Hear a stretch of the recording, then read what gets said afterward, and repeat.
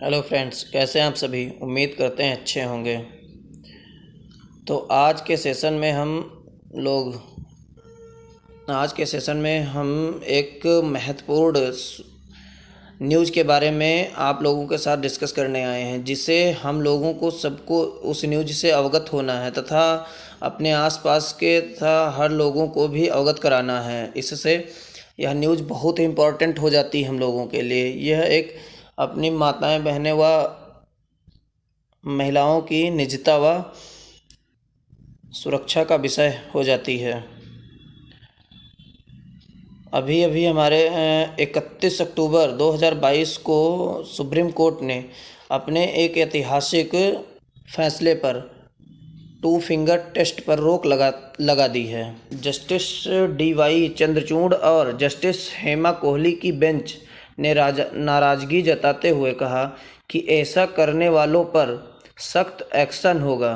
इसी के साथ देश भर के पुलिस बलों और डॉक्टरों को भी इस फैसले से अवगत कराने की भी अपील की या निर्देश दिए।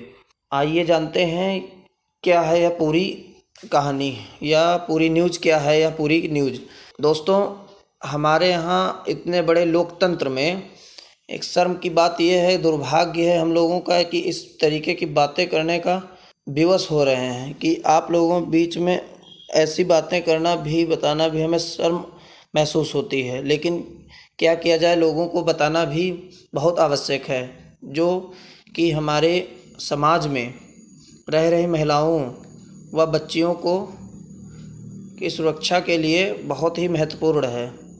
तो आज के सेशन में हम जानेंगे कि टू फिंगर टेस्ट क्या होता है तथा इसे वर्जिनिटी टेस्ट भी कहते हैं,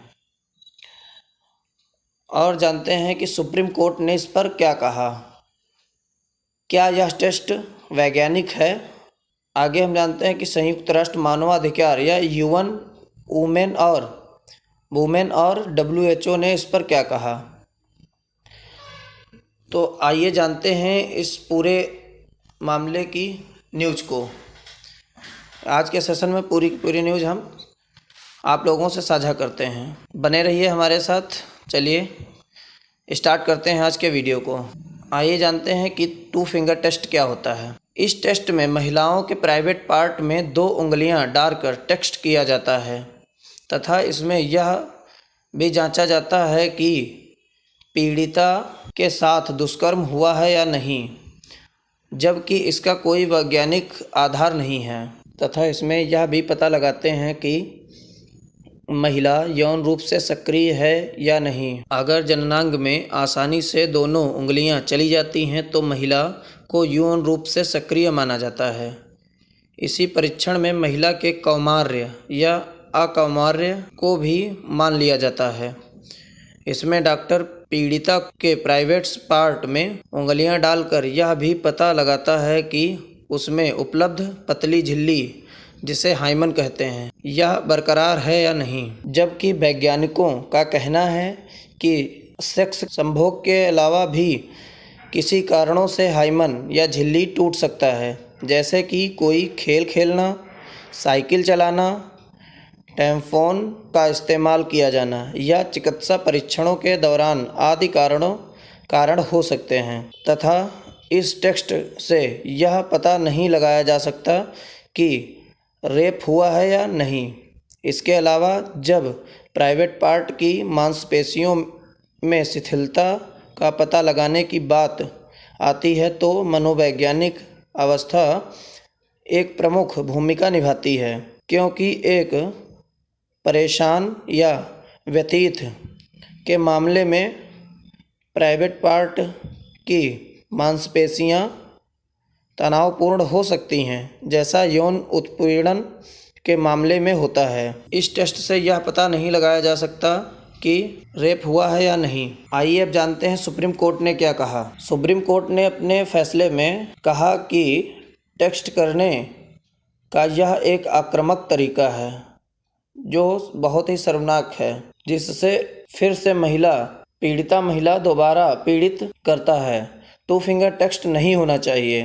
तथा यह भी कहा कि ऐसा करने वालों पर सख्त कार्रवाई की जाएगी। सुप्रीम कोर्ट ने कहा कि यह टेक्स्ट महिलाओं की निजता व मानसिक तनाव का कारण बनता है, जिससे दोस्तों इमेजिन कीजिए कि एक महिला या बच्ची पहले उस रेप के दर्द को सहती है और कहीं उससे ज़्यादा ये 2 फिंगर टेक्स्ट में भी उतना ही दर्द होता है, तथा महिला को यह लगता है कि उसे दोबारा से पीड़ित किया जा रहा है। एक दोबारा रेप होने की तरह ही यह टेक्स्ट होता है। चलिए आगे जानते हैं। यह परीक्षण बलात्कार पीड़िताओं पर उनके आरोपों की पुष्टि करने के लिए किया जाता है।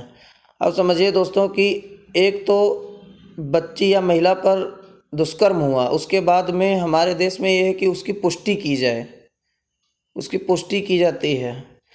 2 फिंगर टेक्स्ट में जो रेप सर्वाइवर की वेजाइनल कैनाल में 2 उंगलियां डाली जाती हैं ताकि उसमें मांसपेशियों की शिथिलता की जांच की जा सके। यह टेक्स्ट करने के लिए न करने पे सुप्रीम कोर्ट ने रोक लगा दी है। अब आइए जानते हैं कि संयुक्त राष्ट्र मानवाधिकार वुमेन और WHO इस पर क्या कहते हैं, तो आइए जानते हैं। साल 2018 के एक रिपोर्ट में WHO ने कहा कि कौमार्य वर्जिनिटी टेस्ट का कोई वैज्ञानिक आधार व क्लिनिकल संकेत नहीं है। अभी तक कोई भी ऐसा परीक्षण नहीं है जो 100% साबित कर सके कि महिला ने कभी संभोग किया है या नहीं। इससे यह टेस्ट नहीं किया जाना चाहिए तथा यह टेस्ट पीड़िताओं को दोबारा से पीड़ित करता है। तो यह थी आज की यह पूरी जानकारी जो बहुत ही खास थी, जो हमने आप लोगों के समक्ष डिस्कस की। आप लोगों से एक रिक्वेस्ट है कि इस वीडियो को इतना ज़्यादा शेयर करें कि इस जानकारी से सभी लोग अवगत हों।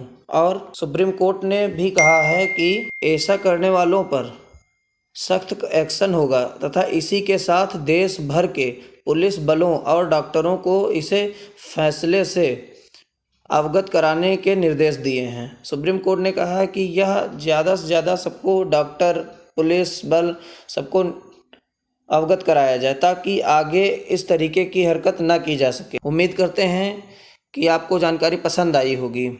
अगर जानकारी पसंद आई है तो वीडियो को लाइक करें तथा ज़्यादा से ज़्यादा शेयर करें, जिससे कि सब लोगों को इस जानकारी के बारे में पता चल सके। तथा अगर आप हमारे चैनल पे नए हैं तो चैनल को सब्सक्राइब कर लें, साइड में बेल आइकन को भी प्रेस कर लें। इससे हमारे द्वारा लाए गए सारे वीडियो आप तक सबसे पहले पहुंचेंगे।